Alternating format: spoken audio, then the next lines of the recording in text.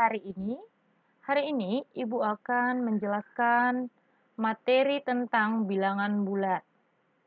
Sebelum Ibu menjelaskan materi bilangan bulat, terlebih dahulu silakan dibuka LKS-nya tentang materi bilangan bulat. Bilangan bulat. Adapun tujuan pembelajaran yang akan kita pelajari hari ini, yang pertama, dapat mengenali bilangan bulat, definisi bilangan bulat, dan sifat-sifat bilangan bulat. Yang kedua, menjelaskan urutan pada bilangan bulat, dan yang ketiga, menentukan urutan pada bilangan bulat. Mengenal bilangan bulat. Dari bilangan-bilangan berikut, menurut kamu manakah yang termasuk bilangan bulat? 1, 3, 8, minus 6, 0, 2 per 5, min 1, min 0 per 4, min 1 sepertiga, 1,9. Jawaban yang benar yang termasuk bilangan bulat adalah 1, 3, 8, min 6, 0, dan min 1. Sedangkan 2 per 5, min 1 sepertiga, 1,9 bukan merupakan bilangan bulat. Lalu 2 per 5 ini bilangan apa? Min 1 sepertiga ini bilangan apa? Dan 1,9 adalah bilangan apa? Definisi bilangan bulat adalah bilangan jumlah himpunannya tak terhingga. Bilangan bulat terdiri dari bilangan bulat positif dan bilangan bulat negatif. Himpunan bilangan bulat.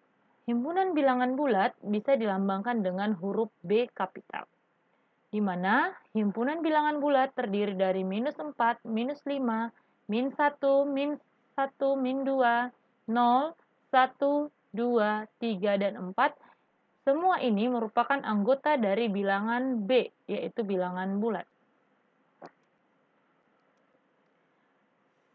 1 sampai 4 ini merupakan bilangan bulat positif, sedangkan min 1 sampai min 4 merupakan bilangan negatif. Bilangan yang berada di kiri, 0, disebut bilangan negatif, sedangkan bilangan yang terdiri dari anggotanya min 5, min 4, min 3, minus 2, minus 1, 0, 1, 2, 3, 4, dan 5. Dengan garis vertikal,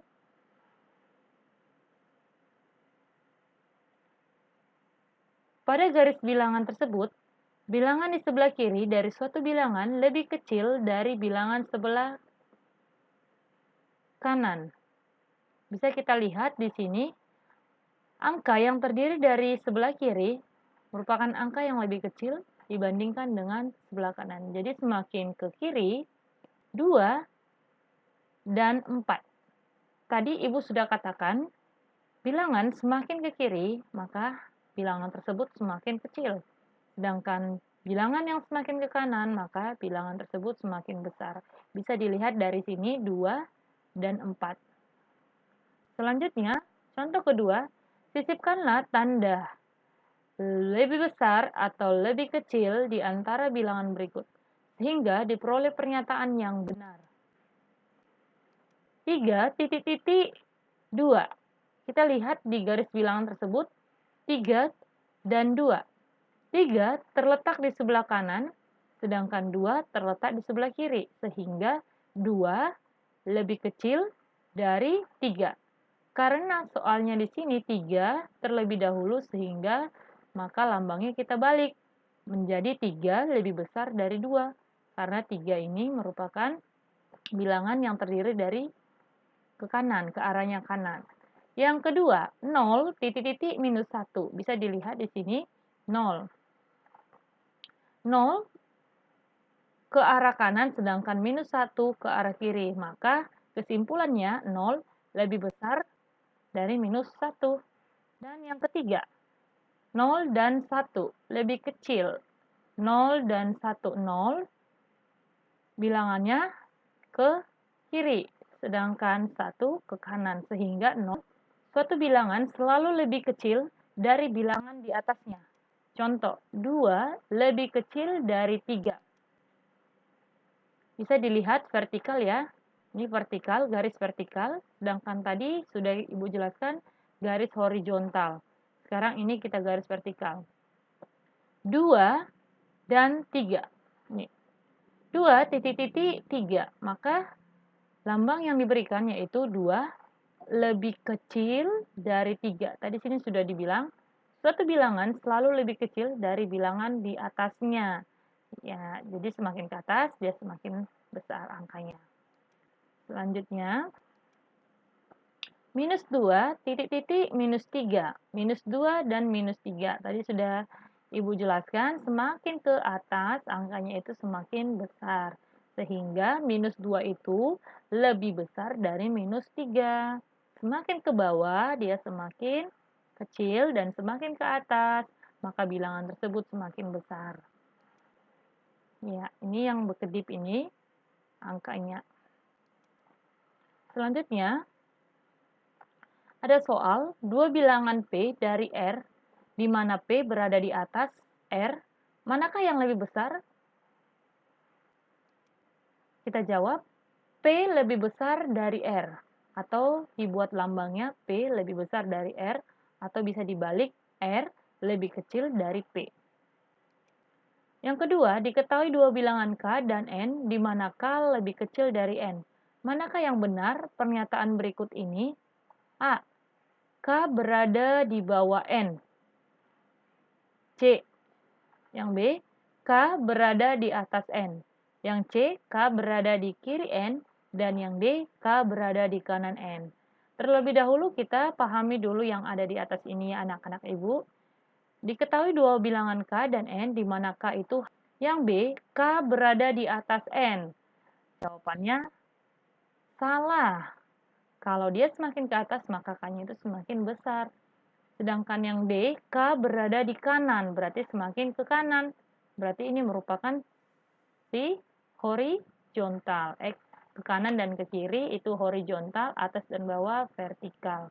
Yang ketiga, diketahui A, B, C bilangan dengan A lebih kecil B, lebih kecil C. Ini biasanya membacanya dimulai dari tengah ya anak-anak. Kita baca dari tengah dulu. B lebih besar dari A dan B lebih kecil dari C. Nyatakan posisi ketiga bilangan itu pada baris bilangan mendatar. Berarti dia horizontal. Ya, A di kiri B, B di kiri C, dan A di kiri C. Atau bisa B di atas A, C di atas B, C di atas A. Selanjutnya,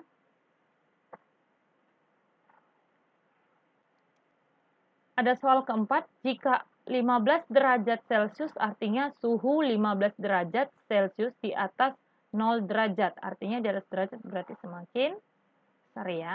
Apakah arti minus 8 derajat? Suhu 8 derajat di bawah 0 derajat. Ini artinya, maka jawabannya suhu 8 derajat itu di bawah 0 derajat Celcius. Selanjutnya, susun bilangan berikut dari yang terkecil sampai yang terbesar. Ya, di sini kita sudah, pasti semua anak-anak sudah tahu ya, nah. Mengurutkan dari yang terkecil sampai yang terbesar. Berarti untuk jawaban A, urutan dari yang terkecil 4 sampai yang terbesar 9. Yang B, urutan terkecil, lihat di sini. Di dalam bilangan negatif, angka semakin besar itu semakin kecil. Dilihat, minus 1, minus 3, minus 6, minus 4, minus 5. Mana angka yang terbesar di sini? 6. Tetapi karena dia bernilai negatif, maka dia bernilai lebih kecil. Sedangkan yang D, minus 1, 0, 1, 2, dan 3. Selanjutnya, sifat-sifat operasi bilangan bulat. Ya, kita akan mempelajari sifat-sifat operasi bilangan bulat, itu terdiri dari penjumlahan dan pengurangan. Ya, penjumlahan dan pengurangan. Yang pertama, sifat pada penjumlahan, yaitu bersifat tertutup. Apa itu bersifat tertutup? Yaitu setiap bilangan bulat A dan B berlaku rumus A tambah B sama dengan C. dengan C bilangan bulat. Sifat operasi bilangan bulat dan contohnya. Ada beberapa sifat operasi bilangan bulat ya anak-anak. Yang pertama pada sifat tertutup. Apa itu sifat tertutup? Yaitu setiap bilangan bulat A dan B berlaku rumus A tambah B sama dengan C, di mana C itu merupakan bilangan bulat. Contoh, 5 ditambah 3 sama dengan 8. Ini merupakan salah satu contoh sifat tertutup. Selanjutnya, sifat komutatif. Apa itu sifat komutatif? Sifat komutatif adalah sifat pertukaran. Dalam penjumlahan dan perkalian, hasilnya akan tetap sama jika letak kedua bilangan ditukar tempat antara satu dan yang lain. Sebab penjumlahan dan perkalian memiliki sifat komutatif atau pertukaran. Dalam penjumlahan dan perkalian, bilangan bulat A dan B selalu berlaku. Ya, sifat kedua ini merupakan sifat komutatif. Ya, baik itu dalam penjumlahan dan perkalian. Apabila ditukar, hasilnya tetap sama. Contoh, dalam penjumlahan, A ditambah B sama dengan B tambah A. Ketika posisi letak kedudukan antara A dan B kita pisahkan atau kita ganti atau kita tukarkan, maka hasilnya sama. Contohnya 7 tambah 5 sama dengan 5 tambah 7. Ini anak-anak merupakan contoh komutatif, yaitu pertukaran tempat. Hasilnya sama ya, 7 tambah 5 itu 12, 5 tambah 7 sama 12 juga. Yang kedua, sifat pada perkalian. A dikali B sama dengan B kali A. Ini merupakan sifat komutatif di dalam perkalian. Contohnya, 9 kali 6 itu hasilnya sama dengan 6 kali 9. Ini hanya tukar posisi saja. Ini merupakan contoh komutatif di dalam penjumlahan dan di dalam perkalian. Selanjutnya, sifat asosiatif. Apa itu sifat asosiatif? Sifat asosiatif itu adalah sifat pengelompokan. Dalam pengelompokan pada penjumlahan dan perkalian, hasil penjumlahan dan perkalian akan tetap sama jika dikerjakan dari mana saja. Pengelompokan pada penjumlahan dan perkalian bilangan bulat A, B, C selalu berlaku rumus. Pada penjumlahan berlaku sifat asosiatif. Contoh, A tambah B dikelompokkan ditambah C itu hasilnya sama dengan A tambah B tambah C. B tambah C dikelompokkan. Contohnya, di sini ada contohnya ya anak-anak. 7 ditambah 2 tambah 10. Di sini dikelompokkan 2 tambah 10. Sama dengan, sekarang kita ganti posisi pengelompokannya. Sekarang 7 dan 2 kita kelompokkan. 7 tambah 2 tambah 10. Hasilnya sama ya. Kita contoh ini, 2 tambah 10 sama dengan 12. Tambah 7, 19. Kita cek di sini. 7 tambah 2 sama dengan 9, tambah 10 sama dengan 19. Jadi sama ya, kanan dan kiri sama hasilnya. Di dalam perkalian juga berlaku sifat asosiatif. A kali B dikelompokkan dikali C sama dengan A, sekarang tukar kelompoknya B kali C. Contohnya 8 kali 2 dikelompokkan dikali 3 itu sama hasilnya 8 kali 2 kali 3 dikelompokkan. Jadi sama. Inilah sifat asosiatif, yaitu bisa disebut dengan sifat pengelompokan dengan hasil yang sama. Demikian hasil materi yang Ibu ajarkan kepada anak-anak Ibu. Semoga bermanfaat buat kalian semua. Ibu ucapkan terima kasih, tetap jaga kesehatan, dan sampai bertemu kembali di materi selanjutnya. Dadah!